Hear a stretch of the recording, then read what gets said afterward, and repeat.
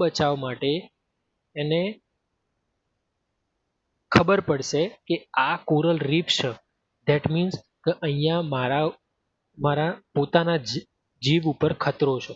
તો આવા સંકેતો આપવાનું કામ આ કોરલ રીફનું છે.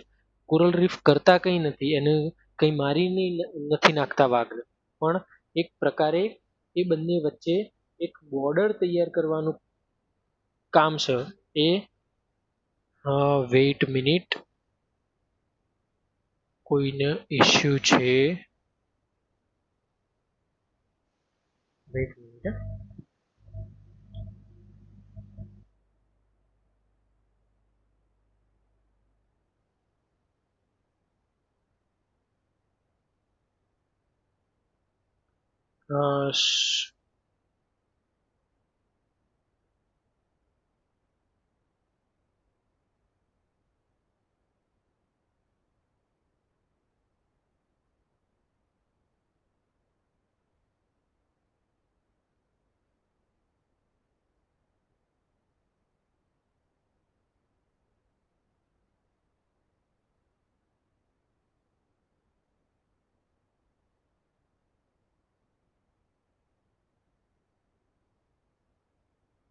Yes, sorry for inconvenience. તો આ જે કોરલ રીફ છે, એ કોરલ રીફ તમે ગુજરાતીની અંદર આપણે એને પરવાળા તરીકે ઓળખીએ છીએ, બરાબર. આ જે પરવાળા છે, એ પરવાળા, તમે આ પરવાળા તો નામ સાંભળેલું જ હશે, કે એ એક પ્રકારના પથ્થર હોય કે જેની અંદર કોઈ એક ઓર્ગેનિઝમ રહેતો હોય અને એ કેલ્શિયમ કાર્બોનેટનો સ્ત્રાવ કરશે. શેનો? કેલ્શિયમ કાર્બોનેટનો સ્ત્રાવ કરશે અને એક ચોક્કસ પ્રકારના એવા સ્ટ્રક્ચર બનાવતું હોય. ને કોરલ રીફ એવું નથી હોતું કે એકાદ વર્ષ, 2 વર્ષ કે 3 વર્ષ જૂના હોય. એ હજારો વર્ષ જૂના કોરલ રીફ ઘણી જગ્યાએ જોવા મળતા હોય છે, બરાબર. હવે તમે આ નેક્સ્ટ જે ફિગર બતાવું એની અંદર તમે એકદમ ઇઝીલી જોઈ શકશો કે કોરલ રીફ શું હોય છે. આ જે ફિગર છે, આ ફિગરની અંદર અહીંયા તમે એક પથ્થર જેવી રચના જોઈ શકો છો. આ જે પથ્થર જેવી રચના છે, આ પથ્થર જેવી રચના એ કોરલ રીફ છે. એના પછી તમે આ જે ભાગની અંદર તમે આ નાના નાના એક વેટ, તમે અહીંયા એકદમ ઇઝીલી જોઈ શકો છો કે આ નાના છોડ જેવી રચના છે. એ છોડ જેવી બધી જ રચનાઓ એ કોરલ રીફ છે. કોરલ રીફની હજારો જાતિઓ છે, બરાબર. હજારો સ્પીસીસ છે જે અલગ અલગ પ્રકારના આવા સ્ટ્રક્ચર્સ બનાવતી હોય. અને તમારા મનમાં એક પ્રશ્ન થાય કે કેમ આવા સ્ટ્રક્ચર્સ બનાવતું હોય? તો કોઈ એક સજીવ છે, તો એ એની અંદર રહેવા માંગે છે. કોઈ સજીવ એની અંદર રહેવા માંગે છે, તો એને રહેવા માટે આ જગ્યા પૂરી પાડવાનું કામ કરતું હોય છે. તો આવી રીતે એ કોરલ રીફ ઇકોસિસ્ટમને ખૂબ જ ફાયદાકારક કામ કરે છે. એના પછી આપણે વાત કરીએ તો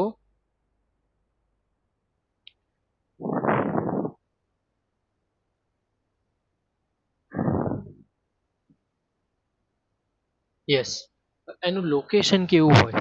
તો એ અલગ અલગ જગ્યાએ અલગ અલગ પ્રકારે જોવા મળતા હોય. તો એ 30° નોર્થ એન્ડ 30° સાઉથ, એટલે કે જે સમુદ્રનો જે વિસ્તાર હોય, સમુદ્ર વિસ્તારની અંદર કિનારાનો જે ભાગ છે, કિનારાના ભાગની અંદર 30° નોર્થ સાઈડ અને 30° સાઉથ સાઈડના એરિયાની અંદર આ જોવા મળતા હોય છે. તમારા મનમાં બીજો એક પ્રશ્ન થશે કે કેમ આ જ ડિગ્રી ઉપર, કેમ 45° ઉપર નહીં, કેમ 90° ઉપર નહીં? 30°ના કોણ ઉપર આ રહેતા હોય એનું કારણ એ કે એમની ઉપર સૂર્યપ્રકાશ, એના પછી પાણી, આ બધું ચોક્કસ પ્રમાણની અંદર એને મળી રહે. દાખલા તરીકે જો એ 180°ના લેવલ ઉપર જો એ રહેતા હોય, બરાબર, તો એ આપણને ખબર છે કે એ જગ્યા ઉપર પાણી સૌથી વધુ પ્રમાણની અંદર પથરાતું જશે. એના લીધે એ લાંબા સમય સુધી સર્વાઈવ કરી શકશે નહીં. હા, સમુદ્રની અંદર રહેતી જે કોરલ રીફ છે એમની વાત અલગ છે. એ અલગ અલગ પ્રકારે એ સર્વાઈવ કરતી હોય છે. તો એની આપણે અહીંયા વાત નહીં, અત્યારે હાલ આપણે કિનારા ઉપર જે રહેતી કોરલ રીફ છે એની આપણે વાત કરીશું. અને અ, એનું રીઝન શું, તો coral reef do not thrive in areas where the surface temperature is below 70 degree Fahrenheit. એને જે સૂર્યપ્રકાશની જે મળવાનો છે એ ચોક્કસ પ્રમાણની અંદર મળવો જરૂરી છે. એટલા માટે એ 30 ડિગ્રી નોર્થ અને 30 ડિગ્રી સાઉથના રિજિયનની અંદર એ રહેતા હોય છે. એના પછી two areas of coral reef, એની અંદર બે એરિયાઝ જોવા મળતા હોય, એક કોન્ટિનેન્ટલ અને બીજો ઓશિયનિક. કોન્ટિનેન્ટલ એરિયા છે એ પણ આખો અલગ છે અને ઓશિયનિક એરિયા છે એ પણ આખો અલગ છે. તો જે દ્વીપ એરિયા કહીએ આપણે, બરાબર, દાખલા તરીકે જે લક્ષદ્વીપના જે ટાપુ છે, તો લક્ષદ્વીપના જે ટાપુ ઉપર જે આપણને જોવા મળતા હોય, બરાબર, એવા કોરલ રીફ હોય. અને બીજા સમુદ્રના ભાગ સમુદ્રની અંદર જોવા મળતા હોય, દરિયા કિનારાના ભાગો ઉપર જોવા મળતા હોય, એ કોરલ રીફ અલગ હોય. એટલે અલગ અલગ પ્રકારના કોરલ રીફ આપણને અલગ અલગ જગ્યાએ જોવા મળતા હોય. એની ઓશિયનિકની અંદર ઇન્ડિયન ઓશિયનની અંદર જોવા મળે એ પણ અલગ હોય, અને પેસિફિક ઓશિયનની અંદર જોવા મળતા હોય એ પણ આની અંદર અલગ હોય છે. જો આ વિસ્તારની અંદર સૌથી વધુ પ્રમાણમાં કોરલ રીફ જોવા મળે છે. દાખલા તરીકે આપણે ઇન્ડો પેસિફિક કોરલ રીફ છે, આખા વર્લ્ડની અંદર કઈ જગ્યાએ જોવા મળે છે એની વાત કરેલી છે અહીંયા. તો ઇન્ડો પેસિફિક રિજિયનની અંદર, એટલે કે આપણો જે પેસિફિક નો જે રિજિયન છે, બરાબર, વેઇટ ઇન્ડિયન ઓશન અને હિન્દ મહાસાગર અને પેસિફિક મહાસાગરનો જે રિજિયન છે એ વિસ્તારની અંદર જે જોવા મળતું હોય એ કોરલ રીફ હોય. એના પછી રેડ સી એટલે લાલ સમુદ્ર છે, એ લાલ સમુદ્રની અંદર જોવા મળતું હોય એ અલગ છે. અને વેસ્ટર્ન એટલાન્ટિક મહાસાગર છે એ વિસ્તારની અંદર જોવા મળતું હોય એ પણ આની અંદર અલગ કોરલ રીફ બતાવતા હોય છે. બરાબર. કોરલ રીફના પ્રકારો કેટલા હોય, તો કોરલ રીફના 3 પ્રકારો હોય. એક બેરિયર કોરલ રીફ, એના પછી એટોલ કોરલ રીફ અને ફ્રાઇન્જનિંગ કોરલ રીફ. આવા 3 પ્રકારો આમાં જોવા મળતા હોય છે. તો બેરિયર કોરલ રીફ છે એ એક પ્રકારનું એક બંધ બનાવવાની રચના બંધ બનાવતા હોય છે. બંધ બનાવતા હોય એટલે કે જે સ્થળ જમીન છે, જમીન અને પાણી વચ્ચે એક બંધ બનાવવાની પ્રક્રિયા, એટલે કે એ બંને વચ્ચે બોર્ડર બનાવવાની પ્રક્રિયા છે, તો એ બેરિયર કોરલ રીફ દ્વારા થતી હોય છે. બરાબર. એમાં ઓફશોર એટલે કે દરિયા કિનારાના ભાગ ઉપર જોવા મળતો હોય છે. અને સેપરેટેડ બાય લઘુન એટલે કે એ જે દરિયા કિનારાનો જે વિસ્તાર છે એ એનાથી એ અલગ પડતા હોય છે. એના પછી એટોલ. એટોલ નો મતલબ કે એ છેક ડીપ સમુદ્રની અંદર, એટલે કે છેક તળિયાના ભાગે જે કોરલ રીફ જોવા મળતા હોય એ એટોલ કોરલ રીફ તરીકે ઓળખવામાં આવે છે. અને એ વોલ્કેનિક ફાઉન્ડેશન્સમાં જોવા મળે. વોલ્કેનિક ફાઉન્ડેશન એટલે કે જ્વાળામુખી જે ભાગમાં જોવા મળતા હોય ત્યાં જોવા મળતા હોય. એના પછી ફ્રાઇનિંગ કોરલ રીફ એકદમ સિમ્પલ છે. એ શું કહેવાય, જે દરિયા કિનારાનો જે શેલો વોટર છે, એટલે કે જે કિનારાના ભાગ ઉપર જ્યાં પાણીની અવરજવર એકદમ મધ્યમ માત્રાની અંદર થતી હોય, તો એવા વિસ્તારોમાં આ પ્રકારના કોરલ રીફ જોવા મળતા હોય છે. અને એ કેવા એરિયામાં જોવા મળે, તો આયર્લેન્ડની અંદર અને કોન્ટિનેન્ટ્સ વિભાગની અંદર, એટલે કે જે આઇસલેન્ડની આપણે વાત કરીએ ત્યાં, અને દ્વીપ વિસ્તારની અંદર આ જોવા મળતા હોય છે. બરાબર. કેવી રીતે આનું ફોર્મેશન થતું હોય છે, તો એની આપણે વાત કરીએ તો built of entirely marine plants and animals. Material is calcium carbonate limestone derived from surrounding water by reef organism. બરાબર. તો આ જે કેલ્શિયમ કાર્બોનેટનું જે આખું સ્ટ્રક્ચર બને છે એ સ્ટ્રક્ચર એ શેમાંથી બનતું હોય છે, તો એનિમલ્સ અને પ્લાન્ટ્સમાંથી બનતું હોય છે. કોઈ કોરલ રીફનું જે રીફ એનિમલ છે એટલે કોરલ એનિમલ છે એ એનિમલ એ આવા પ્લાન્ટ્સ અને એનિમલ ખાશે અને પછી એમાંથી જે દ્રવ્યોનો સ્ત્રાવ કરશે એ દ્રવ્યો કેલ્શિયમ કાર્બોનેટ સ્વરૂપે બહાર આવશે અને એમાંથી એ રીફ આજુબાજુ એ સરાઉન્ડિંગ તૈયાર કરશે અને એમાં એ પોતાનું ગુજરાન ચલાવશે. Reef is veneer on which new limestone can attach. The sea level limits the upward growth of the reef. એટલે કે આનાથી શું થાય છે તો સૌથી પહેલું તો એક ત્યાં નવું લાઇમસ્ટોન જે રીફનો જે વિસ્તાર છે, સપોઝ આપણે એક સિમ્પલ એક ઉદાહરણ લઈએ તો એક નાનો પથ્થર છે, પથ્થર ઉપર એક રીફ એનિમલ એના ઉપર સર્વાઈવ કરે છે, તો એ પથ્થરની આજુબાજુ પોતે પોતાની રીતે કેલ્શિયમ કાર્બોનેટનો સ્ત્રાવ કરી અને શું બનાવશે, એક લેયર બનાવતું જશે, ધીરે ધીરે આવા લેયર્સ તૈયાર કરતું જશે અને પછી એ લાઇમસ્ટોન એટલે કે ચૂના જેવી રચના બનાવશે, બરાબર. અને એ બીજું એક કોરલ રીફ છે એના જોડે બીજું કોરલ રીફ એની સાથે અટેચ થશે એટલે આવી રીતે એક આખી કોલોની તૈયાર થતી જાય. અને પછી જે સી લેવલ છે આનું સૌથી મુખ્ય કામ શું થયું, એક minute,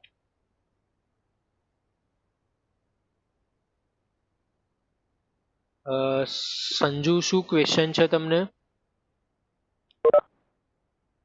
You can type the message, ચેટમાં તમે કહી શકો છો. Okay,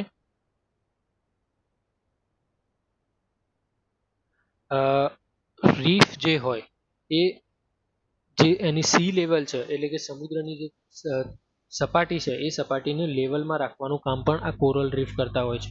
reef have only existed for relatively short amount of time in geological terms.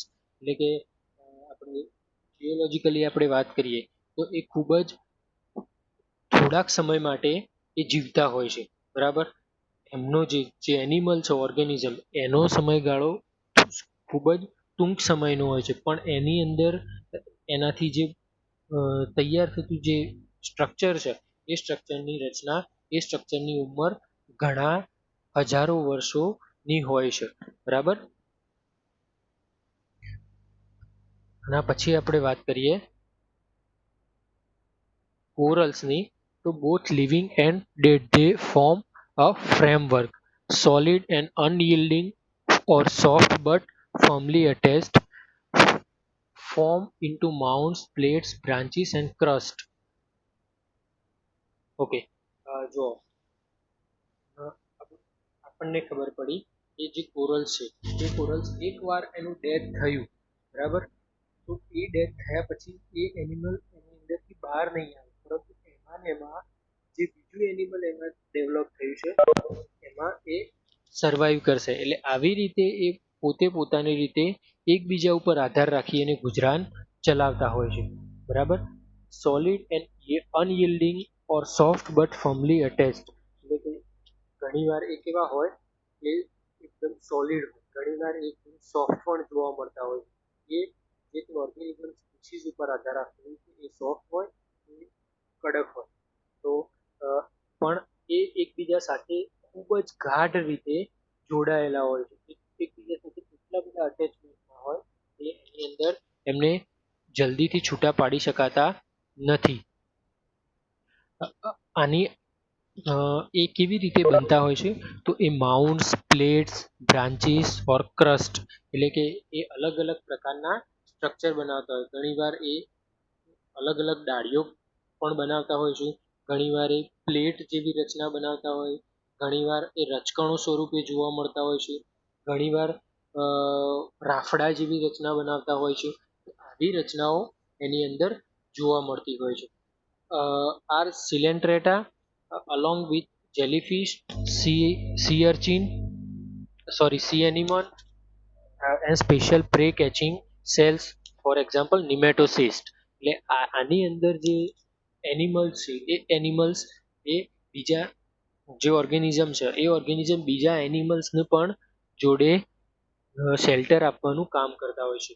કયા એનિમલ્સનું શેલ્ટર આપવાનું કામ કરતા હોય તો એ જેલીફિશ છે, સી એનિમલ્સ છે અને જોડે જોડે નિમેટોસિસ્ટ પણ એમાં જોવા મળતી હોય છે. એમાં કોલોનિયલ જોવા મળતી હોય છે અને ઝૂઝેન્થેલે પણ જોવા મળતી હોય છે. એક minute. Okay. Single founder individual dividing to replicate itself over and over again. એટલે એની અંદર કોલોનિયલ રીફ જોવા મળતા હોય. એ કોલોનિયલ રીફ એ એકબીજા સાથે ગાઢ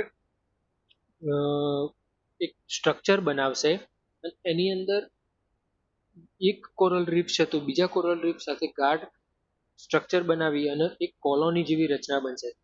હવે એ જે એક કોલોની બની એ કોલોનીની અંદર જે એક કોરલ રીફ છે એની અંદર તો એક જ જીવ રહેશે. પછી એ એનું ડેથ થશે એના પહેલા એ રેપ્લિકેટ થઈ જશે.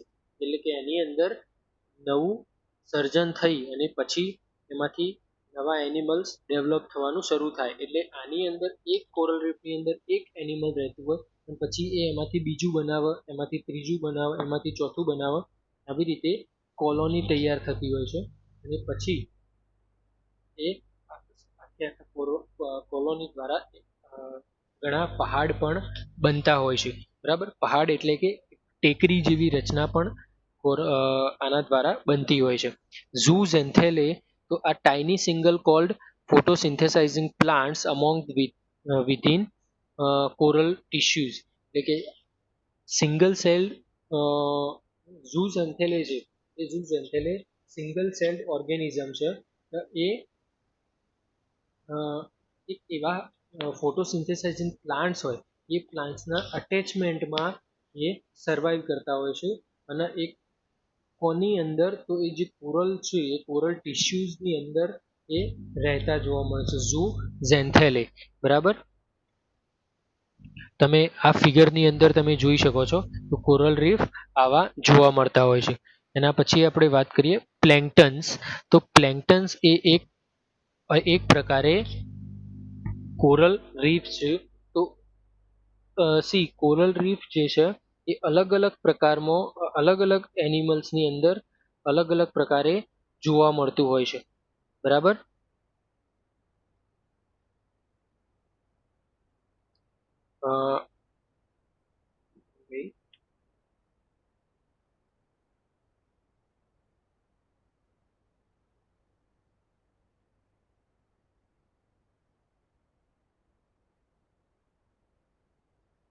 ઓકે.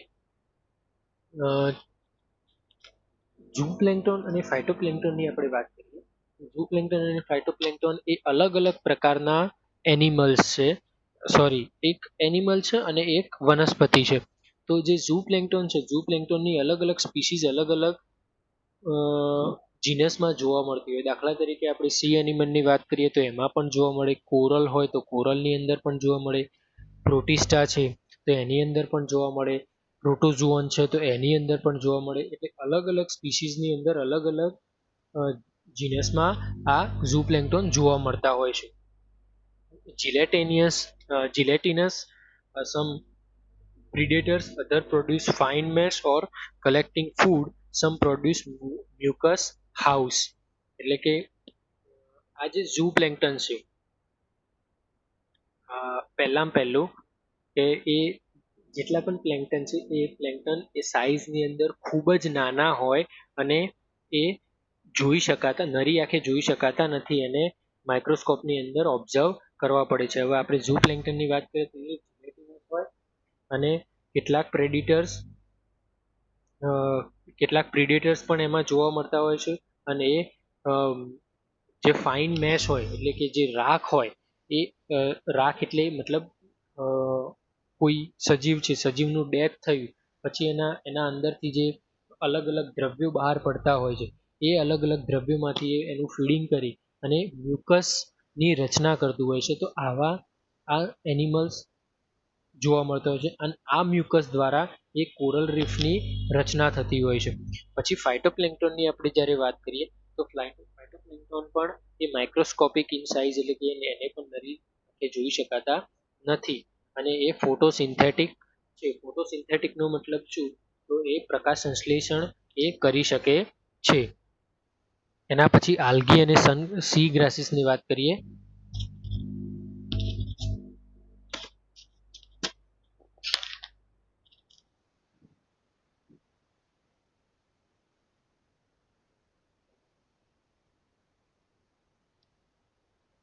આલ્ગી અને સી ગ્રાસીસ છે. એ આલ્ગી અને સી ગ્રાસીસની અંદર important biological components of coral reef એટલે કે એ કોરલ રીફના ખૂબ જ ઇમ્પોર્ટન્ટ બાયોલોજીકલ કોમ્પોનન્ટ છે.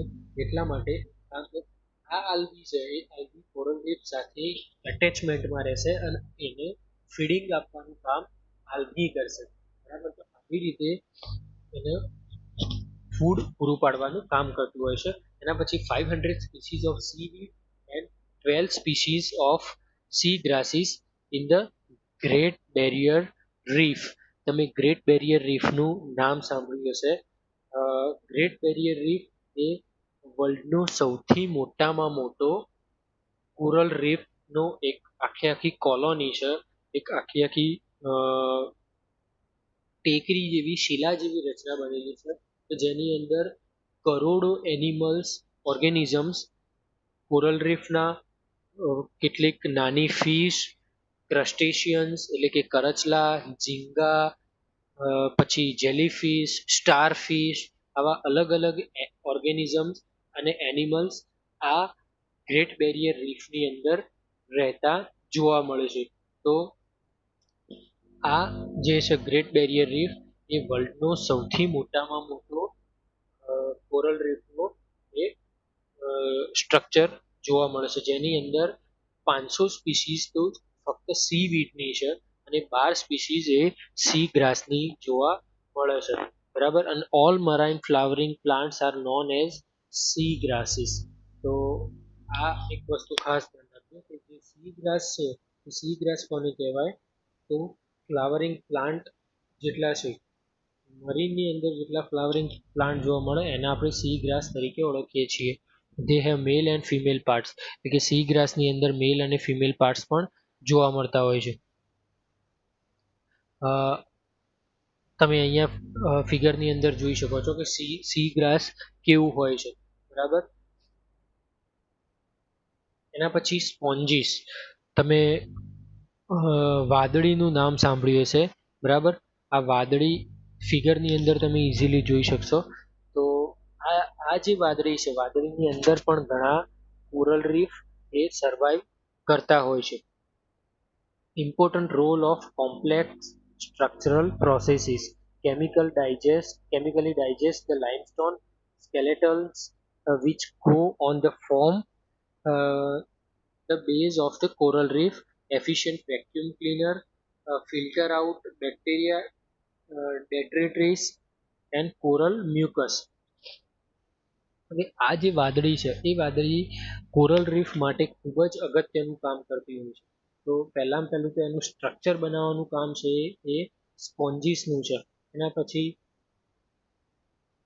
એવા કોઈ કેમિકલ્સ હોય કે જે કોરલ રીફ દ્વારા ડાયજેસ્ટ ન કરી શકાતા હોય. એના પછી એવા વેસ્ટેડ લાઇમસ્ટોન સ્કેલેટન્સ છે. વેસ્ટેડ લાઇમસ્ટોન સ્કેલેટન્સ એટલે કે જે જેનો ફરીથી ઉપયોગ ન થઈ શકે એવા જે સ્ટ્રક્ચર છે એમનું ફીડિંગ તરીકે કામ પણ એ સ્પોન્જીસ કરતી હોય છે.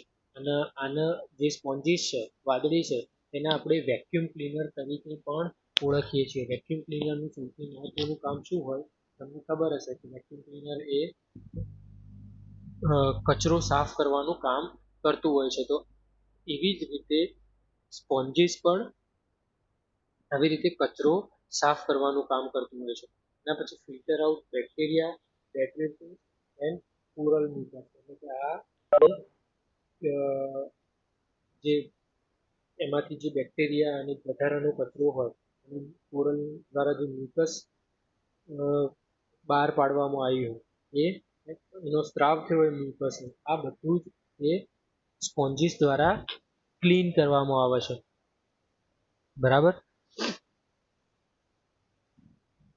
મરીન વોર્મ એ ઇમ્પોર્ટન્ટ નથી. મોલ્યુસ્ક એ પણ આની અંદર વધુ ઇમ્પોર્ટન્ટ નથી.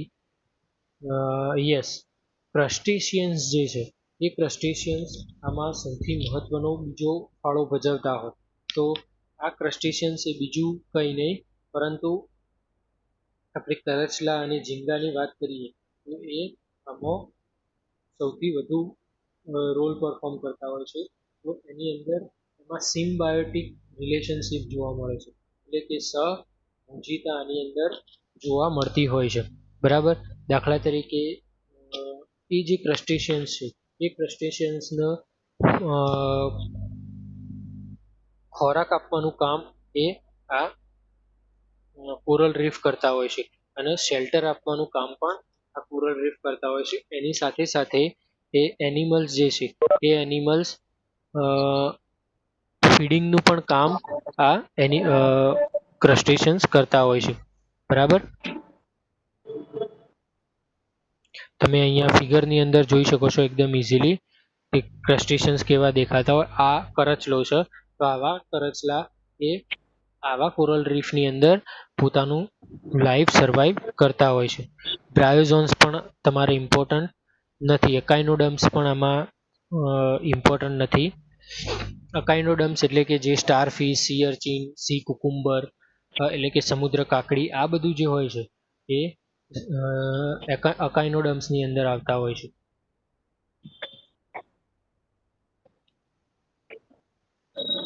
એના પછી ફિશ જે છે એ પણ આમાં મહત્વનો ભાગ ભજવે છે.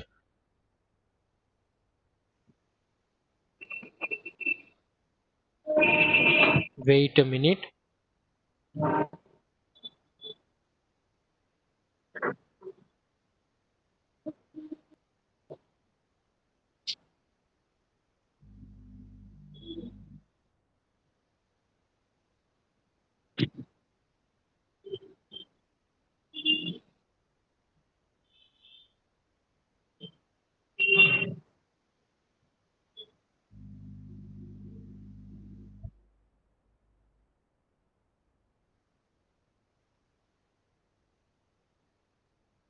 યસ, અકાઇનોડર્મ્સની આપણે વાત કરતા હતા. અકાઇનોડર્મ્સ એટલા ઉપયોગી નથી પણ આપણને જોઈએ એ અકાઇનોડર્મ્સ કોરલ રીફને જે કોન્સ્પિશિયસ ક્રીચર્સ જે છે, બરાબર. કોનો માઇક ઓન છે, ઓફ કરો.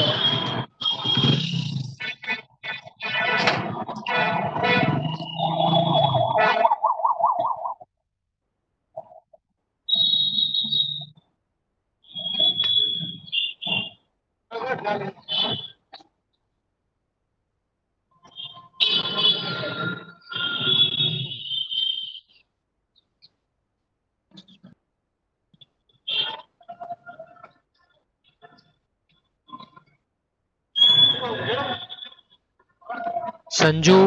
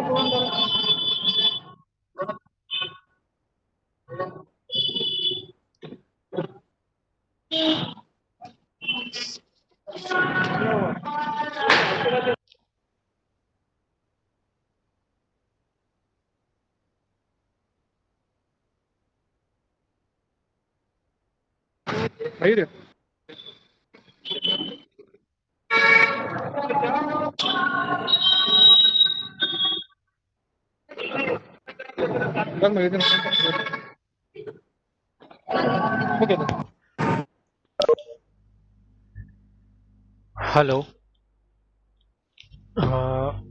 Sorry for inconvenience. યસ, આપણે અકાઇનોડર્મ્સની વાત કરતા હતા. તો અકાઇનોડર્મ્સની અંદર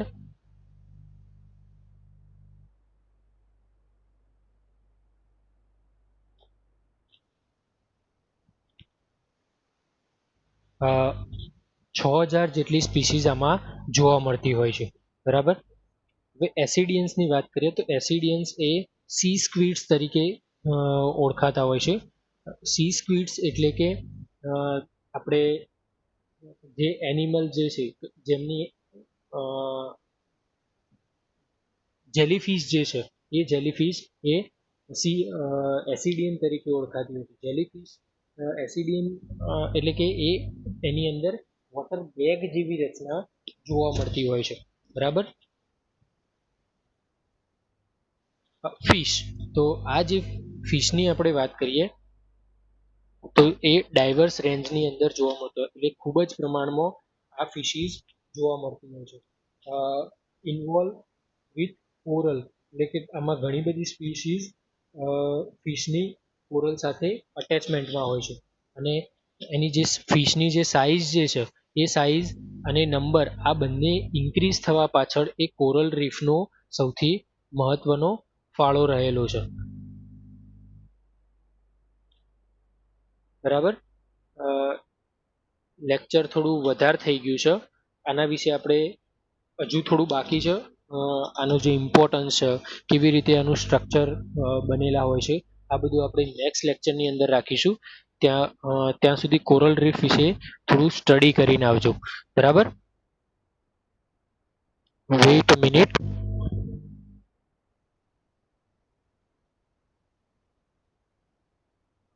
હું અત્યારે મીટિંગ એન્ડ કરું છું. અત્યારે આપણે ક્વેશ્ચનેર ને એ બધું નથી રાખતા, એ આપણે નેક્સ્ટ કોરલ રીફ વિશે જ્યારે સ્ટડી કરીશું ત્યારે આપણે આની ક્વેશ્ચનેર વિશે આપણે સ્ટડી કરી ક્વેશ્ચનેર આપણે એ વખતે કરીશું, બરાબર.